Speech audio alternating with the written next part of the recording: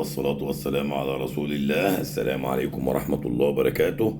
يا جماعة اللي بيحب النبي صلى عليه، معانا مفاجأة وحاجة جديدة وجميلة وما بنلاقاش موجودة في السوق كتير. أمهات بط فرنساوي، أمهات بط فرنساوي 3 كيلو ونص متوسط.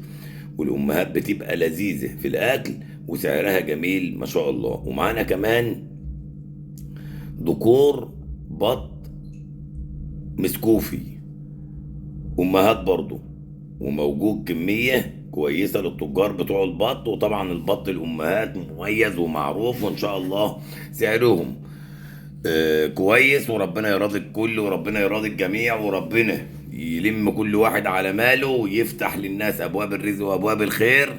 لو بتحب البروتين وبتحب الابيض التسمين وبتحب الساسو التسمين وبتحب البط وبتحب الفراخ، تابعنا باستمرار. تعرف تشتري فراخ من المزرعة بكام ومن المحلات بكام من غير ما يضحك عليك من التجار.